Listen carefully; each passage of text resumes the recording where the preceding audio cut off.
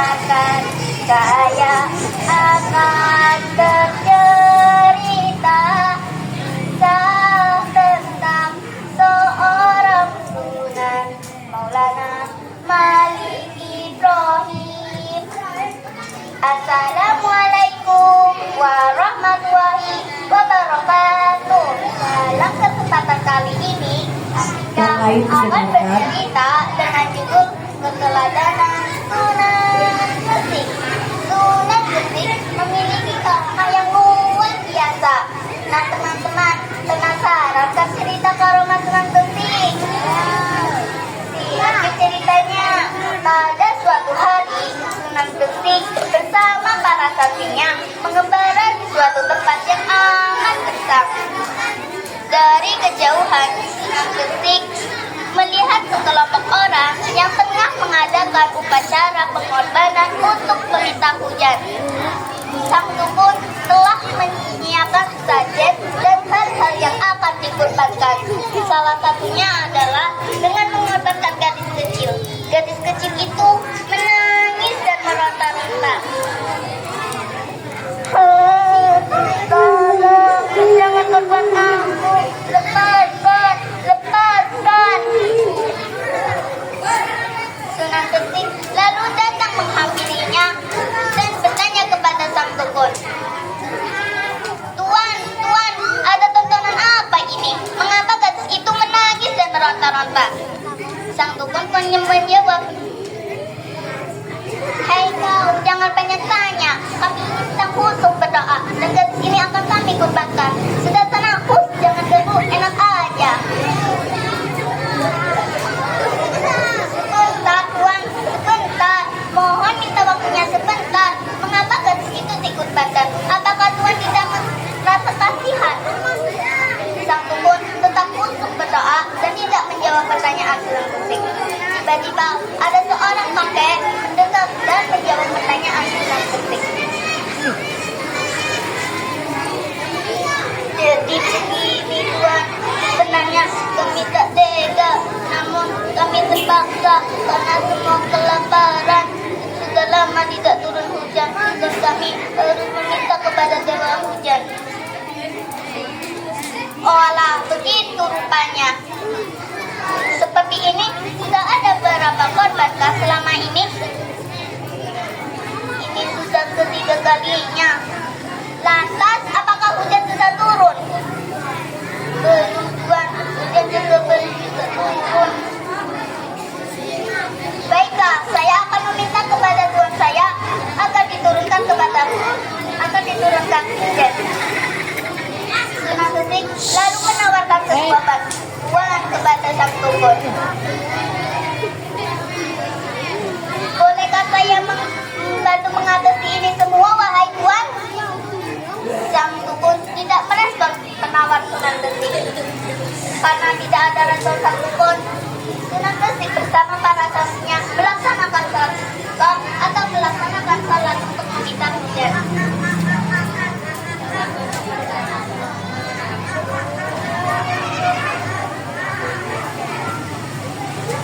Assalamualaikum warahmatullahi wabarakatuh. Assalamualaikum warahmatullahi wabarakatuh. Allahumma shalli ala sayyidina Muhammadin wa ala ali sayyidina Muhammad.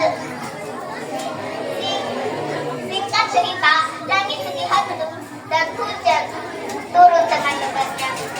Akhirnya hati sang dukun penuh dan gadis itu tidak jadi dikorbankan. Nah teman-teman, inilah sekali cerita tentang karma Sunan Gresik. Amanatnya adalah kita harus menjadi generasi Qurani dengan mengamalkan iya karena wa iya karena sa'in, yang artinya hanya kepada Allah kami dan hanya kepada Allah kami memohon pertolongan. Demikianlah yang saya sampaikan. Mohon maaf jika saya ada kesalahan. Saya akhiri. Wassalamualaikum warahmatullahi wabarakatuh.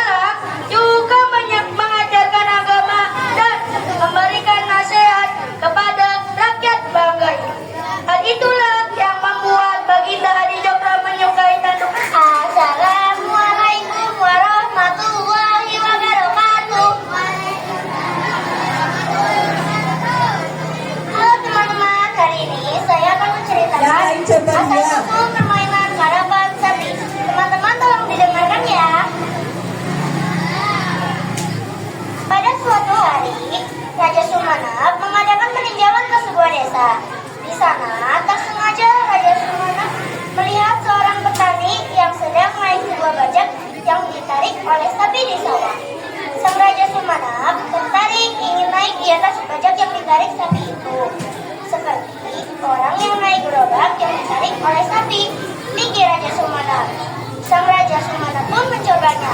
Ternyata sangat menyenangkan. Namun, Raja Sumana baru mempelajari dulu cara-cara untuk mengendalikan pohon. Bagaimana cara menarik mereka dengan di sebuah hutan terdapat tikus jahil yang menggoda singa si raja hutan. Merasa terganggu, kemudian si raja hutan marah dan berniat memakan tikus. Sambil menangis ketakutan, si tikus lari sambil meminta ampun kepada singa. Meski dikenal jahat, singa tersebut akhirnya memaafkan sang tikus. Kemudian si tikus berterima kasih dan berjanji tidak akan mengganggu si raja hutan dan berjanji akan membalas kebaikan si raja hutan. Suatu hari tibalah di mana saat tikus mendengar suara rintihan dari balik pepohonan, dan ternyata suara itu bersumber. Suara itu tiba-tiba kembali ada. Kancil pun mulai ketakutan dan Kancil pun lari dari semak-semak itu. Saat Kancil lari dari semak-semak itu, Kancil tersandung dengan batang pohon yang terjatuh. Kancil pun terjatuh dengan sangat berat. Dan suara itu seperti mengikuti Kancil. Saat Kancil terjatuh, Kancil pun berdiri dan mendekati semak-semak itu. Saat Kancil sedang mendekati semak desa kecil, hiduplah seorang anak laki-laki yang bernama Jack. Dia tinggal di rumah dengan ibunya. Hidup mereka sangat menyenangkan. Dan harta yang mereka miliki adalah seekor sapi tua yang bersuami di rumahnya mulai besar. Hingga suatu hari ibu menyuruh Jack untuk pergi ke pasar menjual sapi mereka satu kali. Uang hasil penjualan sapi tersebut nantinya akan digunakan untuk membeli biji gandum dan kemudian akan menanamnya dan mendapatkan ternak mereka. Dan dengan harinya Jack pergi ke Kancil yang cerdik tidak berjalan-jalan karena diam semuanya, diam, duduk, atap. dari makanan para hewan di hutan lain. Bisa diam tidak? Makanan sesekala dan dahulu kala bila seorang manusia memiliki rasa cerita. Malah sebuah desa terpencil. Tidak sama sekali berdua menjadi sama karena tidak menunjukkan ada laki-laki yang menarik pada wajahnya sedang berisik-isik. Jawab Darmi dengan sedih. Mendengar jawaban Darmi, sang mama tidak bisa berkata-kata. Dengan kita menemukan bukan kering yang berkata ia makan. Selama berjalan-jalan, si Kancil membayangkan banyak rumput hijau yang tumbuh di tengahnya menjadi kepala kecil minum dengan. Hal tersebut, si Kancil semakin lambat dan dia tiba-tiba terpikir sesuatu. Kancil pun mulai berjalan. Kancil kini berjalan ke arah sungai dengan langkah kaki yang cepat. Saat sampai di tepi sungai, Kancil melihat semua rumput sudah habis disantap hewan lain. Buah-buahan pun tidak ada yang tersisa. Rupanya aku terlambat. Hewan-hewan lain sudah lebih dulu ke sini dan menghabiskan semua makanan yang ada. Dengan Kancil yang hebat. Namun Kancil yang lapar mau tak mau melahap di tanggul hutan yang ada di sana. Saat hendak menyantap, seorang peri berdiri di hadapannya. Berhentilah menangis, janganlah kamu bersedih hati, ucap peri. Cinderella, bawalah 6 ekor tikus, 4 ekor kadal, dan labu emas ke halaman rumah belakang. Ibu peri. Cinderella menghapus air matanya dan segera berangkat ke halaman rumah belakang. Sampainya di sana, peri itu melempar tongkatnya dan keajaiban pun terjadi. 6 tikus itu berubah menjadi kuda dan kencana. 4 kadal itu menjadi 4 orang pengawal. Dan labu emas itu menjadi sebuah gaun yang indah dan bersinar. Dan sepasang sepatu kaca itu yang sangat penting. Cinderella terkejut melihat semua itu.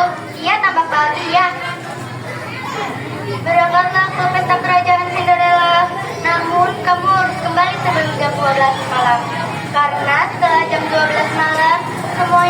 meski bersaudara, sikap keduanya sangat berbeda. Purbararang adalah putri sombong dan pemalas. Sebaliknya, Purbasari sangat ramah dan rajin, serta tidak pernah menganggap dirinya seorang putri raja.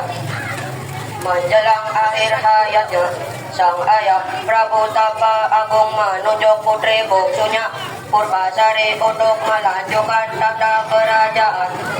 Mengetahui hal tersebut, Purbararang murka dan tidak menyetujui jika sang adik menjadi ratu. Purbararang lalu menemui seorang penyihir untuk mengutuk adiknya dengan penyakit kulit. Dalam sekejap, kulit Purbasari dipenuhi totol-totol hitam yang menjijikan. Karena penyakitnya, Purbasari pun harus keluar dari istana dan diasingkan ke Pada zaman dahulu kala terdengar kisah dari salah satu putri di Jawa Barat bernama Dayang Jubeng mempunyai anak bernama Cangkuriang. Pada suatu hari Cangkuriang pergi berburu ditemani oleh seorang anjing bernama Sumang. Tetapi Cangkuriang tidak tahu bahwa anjing itu adalah titisan dewa dan juga sekaligus bapaknya. Pada saat berburu, Cangkuriang bertemu dengan seekor rusa. Cangkuriang teringat bahwa ibunya sangat senang hati rusa karena Cangkuriang menyuruh Sumang untuk mengejar rusa tersebut. Namun Sumang kehilangan jejak rusa tersebut dan Cangkuriang menjadi marah karena Cangkuriang sangat ingin memberikan hati rusa kepada ibunya. Maka Cangkuriang membunuh Sumang untuk mengambil hatinya dan menemukan kebudian Pada zaman dahulu kala, hiduplah seorang raja dengan kulit raksasa bernama Prabu Baka yang tinggal di kerajaan Baka. Dia adalah raja yang terkenal merakuni dan cepat memeras rakyatnya. Inilah yang membuat semua orang takut padanya. Prabu Baka juga memiliki seorang kading yang sangat setia, yang bernama Kading Bukala. Suatu hari Prabu Baka memimpin penyerbuan ke kerajaan Bengkulu. Hal ini dilakukannya karena ingin menguasai kerajaan favorit dan Suri. Merampok tidak terhindarkan. Prabu Baka mengamuk dan memukul-mukul pasukan kerajaan Bengkulu. Serbu. Menyiksa Kading Bukala yang menyemangati pasukan Prabu Baka. Putra Mahkota melihat Kading yang bernama Bandu Bondowoso, seorang pemimpin dengan nama Toba. Ia merupakan seorang yang terbiasa untuk memenuhi kebutuhannya sehari-hari. Toba bekerja di ladang. Dia mencari ikan di sungai yang terletak ikan jauh dari tubuhnya. Ikan hasil tangkapannya perlu dijadikan sebagai lauk dan bila berlebihan maka akan dijual ke pasar. Ada suatu hari dia pulang dari ladang untuk memancing ikan di sungai tersebut. Ia sangat berharap untuk memperoleh ikan yang besar. Lalu dapat dengan segera dimajaknya untuk dijadikan sebagai lauk. Terpenuhilah harapannya tersebut. Tidak berselang lama, dia melemparkan ikannya ke sungai. Maka kalinya langsung dilamar oleh seekor ikan. Betapa gembiranya Toba saat menarik tarikan ikan dan melihat seekor ikan dengan ukuran jam dan seharga 100 dimakan pancingannya. Sejenak